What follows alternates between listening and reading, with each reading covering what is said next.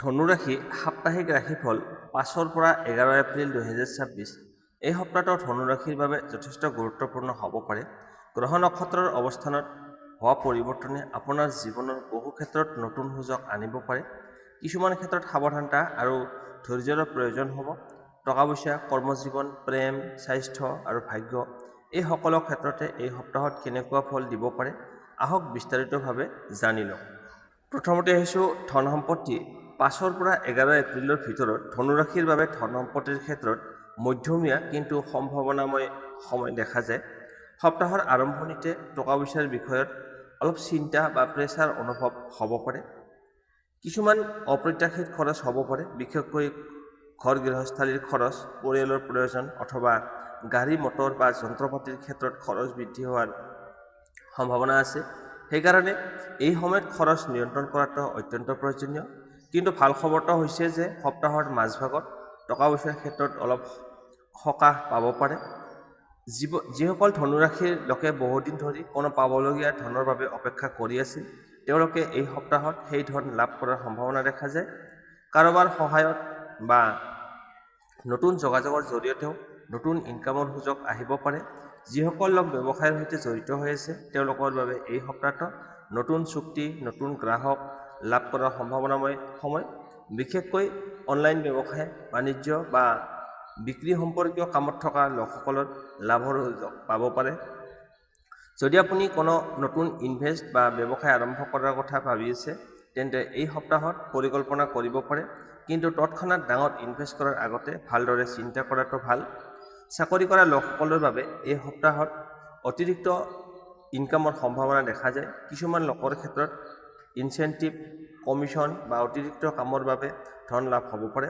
যদিও টকা পইচাৰ আগমন হ'ব, তথাপিও সংৰক্ষণ কৰাৰ অভ্যাস গঢ়ি তোলাটো খুব প্ৰয়োজনীয়, ছেভ কৰিব লাগে। এই সপ্তাহত এটা গুৰুত্বপূৰ্ণ কথা মনত ৰাখিব লাগিব। আনৰ কথাত সহজে বিশ্বাস কৰি ধন ইনভেষ্ট নকৰিব। কিছুমান ক্ষেত্ৰত ভুল পৰামৰ্শৰ বাবে ক্ষতি হোৱাৰ সম্ভাৱনাও থাকে। সেয়েহে টকা পইচাৰ ক্ষেত্ৰত নিজৰ সিদ্ধান্ত নিজে লোৱা বেছি ভাল। সম্পত্তিৰ ক্ষেত্ৰত যদি আপুনি মাটি, ঘৰ বা সম্পত্তি কিনা বেচাৰ কথা ভাবি আছে, তেন্তে এই সপ্তাহত আলোচনা আৰম্ভ কৰিব পাৰে। কিন্তু চূড়ান্ত সিদ্ধান্ত অলপ পিছলৈ ঠেলি দিয়াটো ভাল হ'ব। মুঠতে ক'বলৈ গ'লে এই সপ্তাহটো টকা পইচাৰ আগমন আৰু খৰচ দুয়োটা একেলগে থাকিব। যদি আপুনি সঠিকভাৱে পৰিকল্পনা কৰি আগবাঢ়ে, তেন্তে ধন সম্পত্তিৰ ক্ষেত্ৰত লাহে লাহে উন্নতি লাভ কৰিব। এতিয়া আহিছোঁ কৰ্মজীৱন কেৰিয়াৰ।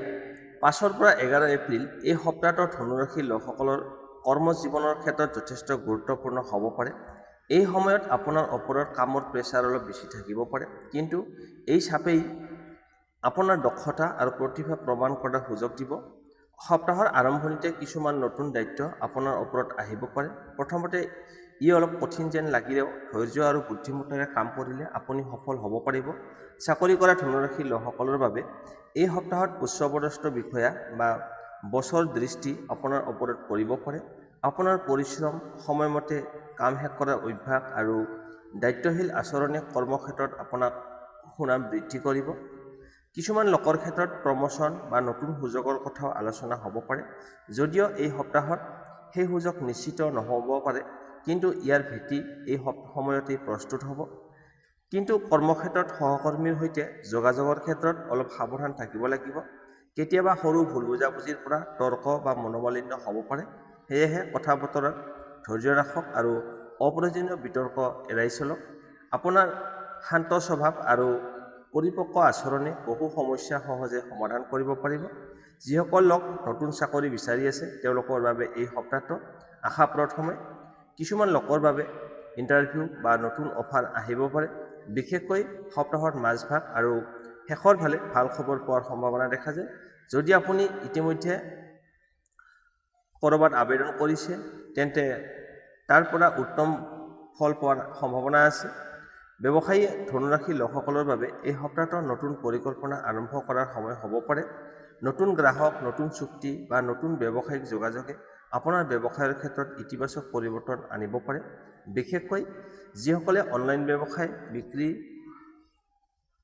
বিপণন বা ব্যৱসায়িক পৰামৰ্শৰ সৈতে জড়িত হৈ আছে, তেওঁলোকৰ লাভৰ সম্ভাৱনা দেখিব পাৰে। কিন্তু ব্যৱসায়ৰ ক্ষেত্ৰত এটা গুৰুত্বপূৰ্ণ কথা হৈছে এই সপ্তাহত কোনো ডাঙৰ সিদ্ধান্ত লোৱাৰ আগতে ভালদৰে চিন্তা কৰক। কেতিয়াবা খৰধৰ কৰি লোৱা সিদ্ধান্তই পিছত সমস্যাৰ কাৰণ হ'ব পাৰে। সেইকাৰণে সকলো দিশ ভালদৰে পৰ্যালোচনা কৰি আগবাঢ়ক। ছাত্ৰ ছাত্ৰীসকলৰ ক্ষেত্ৰত এই সপ্তাহটো গুৰুত্বপূৰ্ণ হ'ব। যিসকল শিক্ষাৰ সৈতে জড়িত হৈ আছে তেওঁলোকে অধিক মনোযোগ আৰু অধ্যৱসায় দেখুৱাব লাগিব। যদি আপুনি নতুন দক্ষতা শিকিবলৈ চেষ্টা কৰে বা নতুন বিষয়ৰ ওপৰত অধ্যয়ন কৰে তেন্তে ভৱিষ্যতে ইয়াৰ ভাল ফলাফল লাভ কৰিব পাৰিব। সপ্তাহত এটা বিশেষ দিশ হৈছে এই সময়ত আপোনাৰ নেতৃত্ব ক্ষমতা আৰু সিদ্ধান্ত লোৱাৰ দক্ষতা বৃদ্ধি পাব পাৰে। বহু সময়ত আন লোকসকলে আপোনাৰ পৰামৰ্শ বিচাৰিব পাৰে। এই সুযোগটো সঠিকভাৱে ব্যৱহাৰ কৰিলে কৰ্মক্ষেত্ৰত আপোনাৰ মৰ্যাদা বৃদ্ধি পাব। মুঠতে ক'বলৈ গ'লে এই সপ্তাহটো ধনুৰাশিৰ বাবে কৰ্মজীৱনত ব্যস্ততা আৰু সুযোগ দুয়োটাই লৈ আহিব। যদি আপুনি নিজৰ লক্ষ্য স্পষ্ট কৰি পৰিশ্ৰমত অব্যাহত ৰাখে তেন্তে এই সপ্তাহৰ অভিজ্ঞতাই আপোনাৰ ভৱিষ্যত সফলতাৰ পথ সুগম কৰি দিব। এতিয়া আহিছোঁ প্ৰেম আৰু দাম্পত্য জীৱন। 5 পৰা 11 এপ্ৰিল এই সপ্তাহটো ধনুৰাশিৰ লোকসকলৰ প্ৰেম আৰু দাম্পত্য জীৱনৰ ক্ষেত্ৰত কিছু মধ্যমীয়া কিন্তু গভীৰ অনুভূতিৰে ভৰা সময় হ'ব পাৰে। এই সময়ত আপোনাৰ মন অলপ সংবেদনশীল হ'ব পাৰে, সেয়েহে সৰু কথাটো মনত লাগি যাব। কিন্তু ধৈৰ্য আৰু সঠিক যোগাযোগ থাকিলে সকলো সমস্যা সহজে সমাধান কৰিব পাৰিব। যিসকল ধনুৰাশিৰ লোক ইতিমধ্যে প্ৰেম সম্পৰ্কৰ লগত জড়িত হৈ আছে তেওঁলোকৰ বাবে এই সপ্তাহত সংগীৰ সৈতে সময় কটোৱাৰ ভাল সুযোগ আহিব পাৰে। কেতিয়াবা সৰু সৰু মনোমালিন্য বা ভুল বুজাবুজি হ'ব পাৰে, বিশেষকৈ যোগাযোগৰ অভাৱৰ বাবে। সেয়ে আপোনাৰ অনুভূতি খোলা মনেৰে প্ৰকাশ কৰাটো খুবেই প্ৰয়োজনীয়। যদি আপুনি সৎ আৰু শান্তভাৱে কথা কয় তেন্তে সম্পৰ্কটো আৰু শক্তিশালী হ'ব। কিছুমান ধনুৰাশিৰ লোকৰ বাবে এই সপ্তাহত প্ৰেম সম্পৰ্কৰ বিষয়ে গুৰুত্বপূৰ্ণ সিদ্ধান্ত লোৱা সময় আহিব পাৰে। কিছুমানৰ ক্ষেত্ৰত সম্পৰ্কটো অধিক গভীৰ হ'ব পাৰে আৰু বিয়াৰ আলোচনা হোৱাৰ সম্ভাৱনাও দেখা যায়। যদি আপুনি কাৰোবাক মনত ৰাখিছে কিন্তু এতিয়ালৈকে প্ৰকাশ কৰা হোৱা নাই তেন্তে এই সপ্তাহত সঠিক সময় বিচাৰি নিজৰ অনুভূতি প্ৰকাশ কৰিব পাৰে। দাম্পত্য জীৱনৰ ক্ষেত্ৰত এই সপ্তাহটো তুলনামূলকভাৱে শান্তিপূৰ্ণ হ'ব পাৰে। স্বামী স্ত্ৰীৰ মাজত পৰস্পৰৰ সহায় আৰু বুজাবুজি বৃদ্ধি পাব।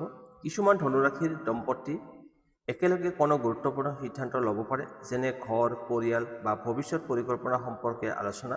তথাপি এটা কথা মনত ৰাখিব লাগিব, কেতিয়াবা কামৰ প্ৰেছাৰ, মানসিক চিন্তাৰ বাবে আপুনি সংগীক যথেষ্ট সময় দিব নোৱাৰিব পাৰে। সেয়েহে চেষ্টা কৰক সপ্তাহৰ ভিতৰত অলপ সময় বিশেষকৈ সংগীৰ সৈতে কটাবলৈ। একেলগে সময় কটালে সম্পৰ্কটো আৰু মধুৰ হ'ব। যিসকল অবিবাহিত ধনুৰাশিৰ লোক আছে তেওঁলোকৰ বাবে এই সপ্তাহত নতুন কোনো বিশেষ ব্যক্তিৰ সৈতে চিনাকি হোৱাৰ সম্ভাৱনা দেখা যায়। এই চিনাকিটো লাহে লাহে প্ৰেমলৈ পৰিণত হ'ব পাৰে। কিন্তু আৰম্ভণিতে খৰধৰ নকৰি মানুহজনক ভালদৰে বুজিবলৈ চেষ্টা কৰক। মুঠতে ক'বলৈ গ'লে এই সপ্তাহত ধনুৰাশিৰ প্ৰেম আৰু দাম্পত্য জীৱনত অনুভূতি, বুজাবুজি আৰু ধৈৰ্য অত্যন্ত গুৰুত্বপূৰ্ণ হ'ব।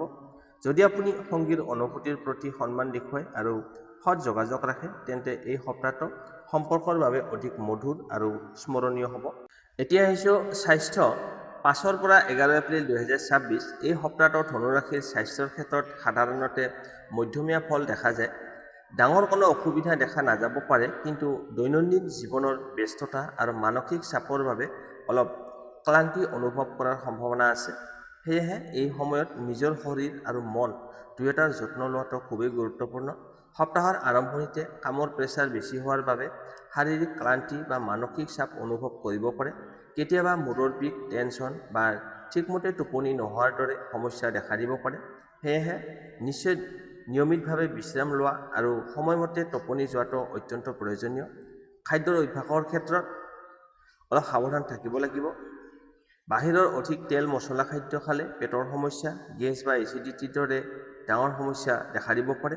সেয়েহে এই সপ্তাহত পাতল আহাৰ, স্বাস্থ্যকৰ খাদ্য গ্ৰহণ কৰাটো খুবেই ভাল। অধিক পানী খোৱা আৰু ফল মূল বা সেউজীয়া শাক পাচলি খাদ্যত অন্তৰ্ভুক্ত কৰিলে শৰীৰ ভাল থাকিব। কিছুমান ধনুৰাশিৰ লোকৰ ক্ষেত্ৰত এই সপ্তাহত পিঠি বা মাংসপেশীৰ অলপ বিষ অনুভৱ হোৱাটো সম্ভাৱনা আছে। অধিক সময় বহি কাম কৰা বা শাৰীৰিক কচৰত নকৰাৰ ফলতো এই সমস্যা হ'ব পাৰে। সেয়ে নিয়মিত অলপ ব্যায়াম, খোজকঢ়া বা যোগাসন কৰিলে শৰীৰৰ শক্তি আৰু সজীৱতা বৃদ্ধি পাব। মানসিক স্বাস্থ্যৰ ক্ষেত্ৰত এই সপ্তাহত বিশেষ মনোযোগ দিয়া উচিত। কেতিয়াবা অপ্ৰয়োজনীয় চিন্তা বা উদ্বেগ মনত আহিব পাৰে, সেয়েহে চেষ্টা কৰক নিজকে ইতিবাচক চিন্তাৰে ভৰাই ৰাখিবলৈ। ধ্যান বা প্ৰাৰ্থনা কৰিলেও মন শান্ত থাকিব। যিসকল আগৰে পৰা কোনো স্বাস্থ্য সমস্যাত ভুগি আছে তেওঁলোকে এই সপ্তাহত নিজৰ চিকিৎসা বা নিয়মিত ঔষধ লোৱাটো অলপো অৱহেলা নকৰিব। সঠিক যত্ন ল'লে সমস্যা নিয়ন্ত্ৰণত থাকিব। মুঠতে ক'বলৈ গ'লে এই সপ্তাহত ধনুৰাশিৰ স্বাস্থ্য ভালেই থাকিব, কিন্তু কাম আৰু চিন্তাৰ মাজত নিজৰ শৰীৰৰ যত্ন লোৱাটো অত্যন্ত প্ৰয়োজনীয়। যদি আপুনি নিয়মিত বিশ্ৰাম, সঠিক খাদ্য আৰু অলপ ব্যায়াম বজাই ৰাখে তেন্তে এই সপ্তাহটো সুস্থ আৰু সক্ৰিয়ভাৱে পাৰ কৰিব পাৰিব। এতিয়া আহিছোঁ শুভ তাৰিখ, শুভ সংখ্যা, শুভ ৰং আৰু প্ৰতিকাৰ। এই সপ্তাহত ধনুৰাশিৰ বাবে বিশেষ শুভ দিন হ'ব 6 এপ্ৰিল, 8 এপ্ৰিল আৰু 10 এপ্ৰিল।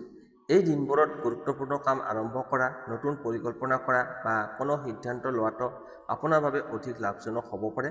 শুভ সংখ্যা। এই সপ্তাহত আপোনাৰ বাবে শুভ সংখ্যা হৈছে 3, 7 আৰু 9।